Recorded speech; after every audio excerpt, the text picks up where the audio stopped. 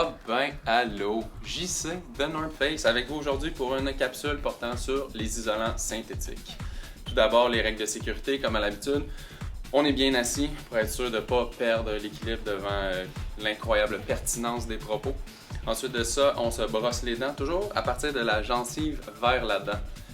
Super important. Et encore plus important, on écoute attentivement pour vous, pour le magasin pour lequel vous travaillez, mais surtout pour le client que vous allez servir pour lui donner la bonne information et lui vendre le bon produit. Donc, sans plus tarder, let's get this going!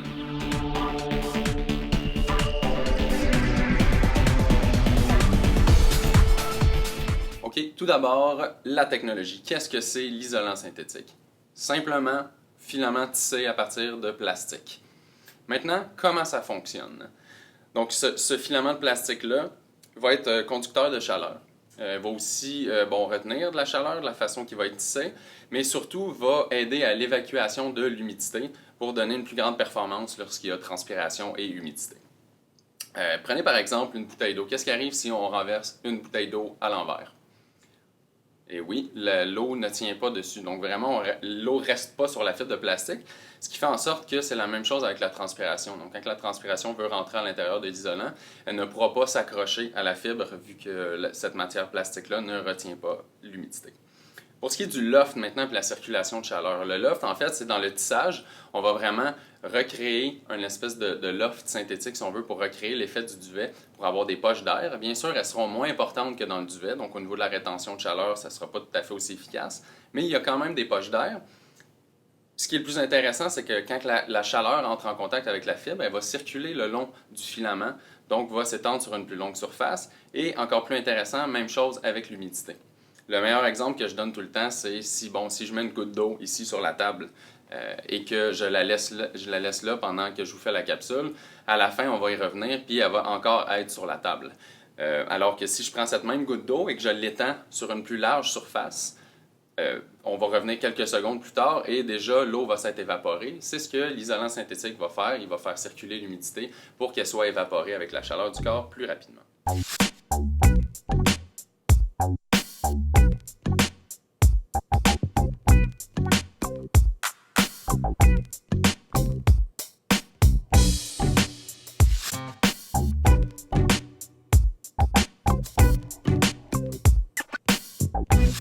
Deuxièmement, les différentes sortes d'isolants synthétiques qu'on utilise dans les produits de North Face.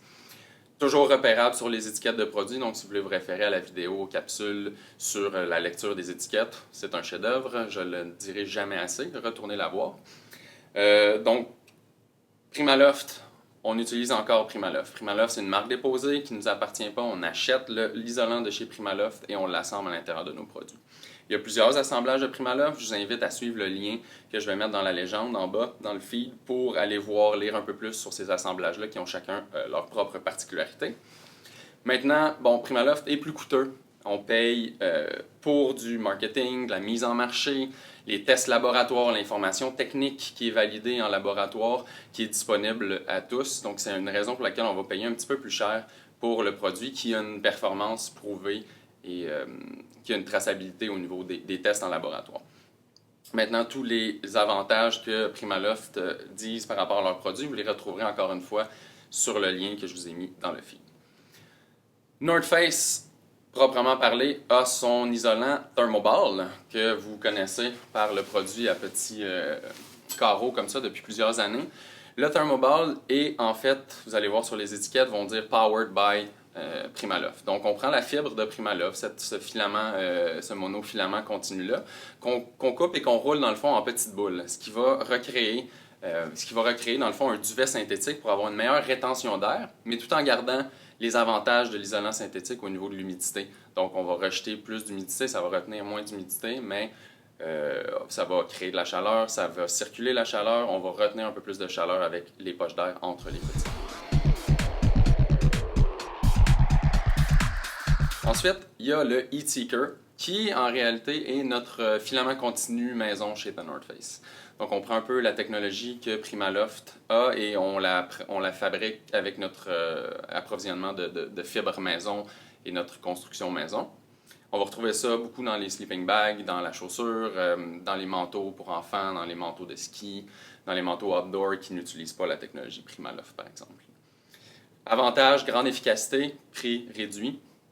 On va aussi offrir la fibre HeatSeeker en éco maintenant. Donc, quand vous voyez éco, c'est dans le fond la fibre qui va avoir été à un minimum de pourcentage recyclé, mais prochainement qui sera 100% recyclé. Finalement, le Ventrix, qui est aussi un isolant maison chez The North Face, qu'on va retrouver dans les collections Summit Series et Steep Series, qui sont nos collections respectivement plus haut de gamme de trekking, mountaineering et de ski. On va partir d'un filament synthétique, encore une fois, donc dans la feuille d'isolant synthétique, on va créer des perforations qui, elles, au niveau du mouvement, vont s'ouvrir et libérer plus de chaleur, plus d'humidité. Lorsqu'on est immobile, lorsqu'on est passif, ces petites ouvertures-là se referment et emprisonnent plus de chaleur. Donc vraiment, produit conçu pour des activités aérobiques plus intenses où on va suer un petit peu plus, donc pour le backcountry, pour des hiking plus intenses, pour de l'escalade de glace, pour avoir une meilleure respirabilité, meilleure gestion de l'humidité et de la chaleur.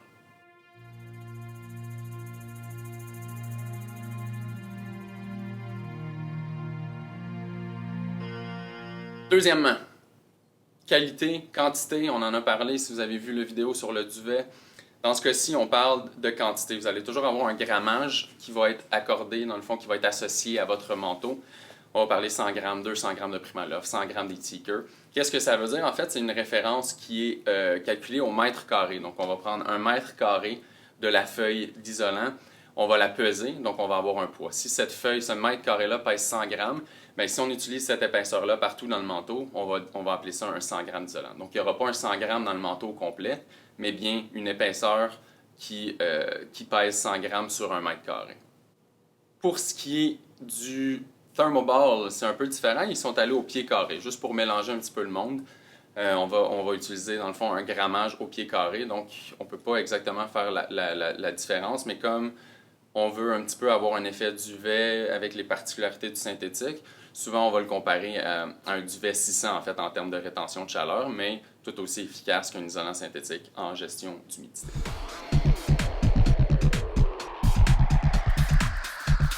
En résumé, isolant synthétique. Numéro 1, fibre à base de plastique, soit vierge ou recyclée.